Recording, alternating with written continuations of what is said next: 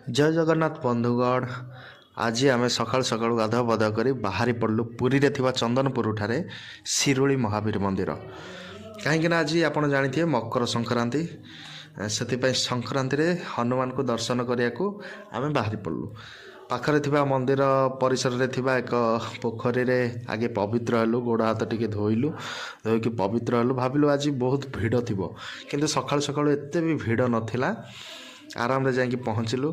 जाकि मंदिर परिसर रे पहुँच सारापर देखी मन बहुत खुशी होगला, कहीं बहुत परिष्कार परिच्छन्न थिला। आपण देखि पारुथबे वीडियो रे। ये होची शिरोलीर महावीर मंदिर। ये बहुत प्रसिद्ध मंदिर, बहुत प्रसिद्ध कहीं कौन पाई आम जानिनु, किंतु बहुत प्रसिद्ध मंदिर। आम भलर भलरे महावीर को दर्शन कलु। बहुत बढ़िया चमत्कार देखाउतले, जमिति तांका देहरु ज्योति बाहरु थाए सेई टाइप रो लागु थाए। तापर दर्शन कर सारा पर आसिलु। मना मत झील को दे कहला मु जाऊँगी दीप गोटे किणिक आने, दीप जालिकी आम जीवा।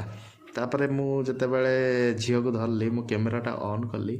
झील हठात किसी बुझीपारानी कौन चलती। जिते जानिला कैमेराटा लगी फोटो उठुची, तार स्टाइलटा को मेंटेन करने को आस्ते कि चश्माटा खोलिला। देखिपे आपड़ कि स्टाइल से पिंधिदेला, पिंधिकी स्टाइल पूरा मेंटेन करके स्माइल टिके करदेला। हाँ, तापर जहा हो आमे सेठू बाहर पूर्व मना टिके दीप जालीदेला ठाकुर पाखे। ठाकुर पाखे दीप जाली तार जो मनरे थिबा किछि ठाकुर डाकिला। देखिपे माने किछि समय पूर्व फांका थिला, केते भिड़, सांगे सांगे केते लाइन लागिगला। मकर संक्रांति एतिकी आपण मानक शुभकामना दे पारिबी। भगवान आपणकर दिनटी को सारा वर्ष को सुखमय रखंतु। रहिली, जय जगन्नाथ।